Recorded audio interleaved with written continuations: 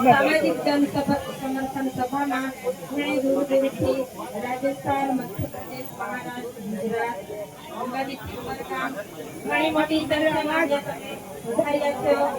તમારા બધાનો મારા પરિવાર વતીથી તમારા બધાનો આભાર માનું છું।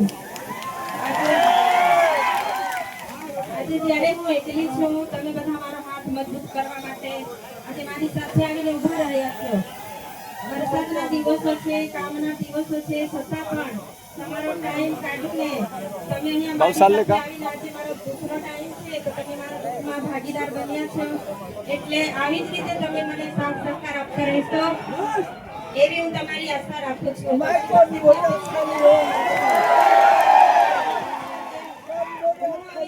એકલી છું, મારો પરિવાર જેલમાં છે અને મારે ઘરે બાળકો પણ છે, છતાં પણ તમે બધા મને સાથ સહકાર આપો છો એટલે હું હિંમત રાખું છું। મારા મનોબળને મજબૂત કરો છો તમે એટલે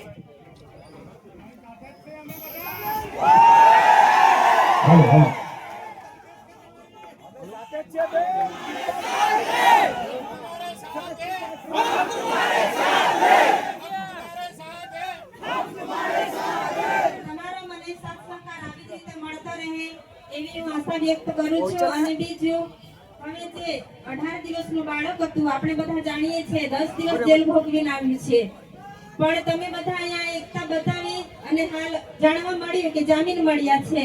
તો આવી જ રીતના બીજા અન્ય લોકો પણ છે, આપણા ધારાસભ્ય પણ છે, એ લોકોને પણ આપણે આવી રીતે બહાર લાવવાના છે ટૂંક સમયમાં। એટલે જ્યાં સુધી ન્યાય ના મળે ત્યાં સુધી આપણે આપણી લડત ચાલુ રાખવાની છે। એટલે તમે બધા ન્યાયની લડતમાં મારી સાથે રહેશો અને મારા પરિવારને સાથ સહકાર આપશો એવી હું આશા રાખું છું। હવે જ્યારે તમે બધા સાથ સહકાર આપશો એવી હું આશા રાખું છું। જ્યારે હું મુલાકાત માટે જઈશ તો હું ધારાસભ્યનું મનોબળ વધારવા માટે દરેક સમાજના લોકો આપણા ત્યાં પ્રોગ્રામ હતો, દરેક સમાજના લોકો તમારી લાગણી તમે જે લડો છો તે લડાયકને માન આપીને બધા જ અહીંયા પધાર્યા છો એવું હું તમારા બધા વતી ત્યાં મેસેજ પહોંચાડીશ અને જલ્દીથી જલ્દી ન્યાય મળે એવી આપણે બધા આશા રાખીએ। હવે અંબાજીથી ઉમરગામથી પણ પધાર્યા છો એટલે જ્યાં પણ લોકોને જરૂર પડી છે ત્યાં ધારાસભ્ય પોતાના પરિવારની ચિંતા કર્યા વગર જેલોની ચિંતા કર્યા વગર હર હંમેશા આગળ આવીને ઊભા રહે છે।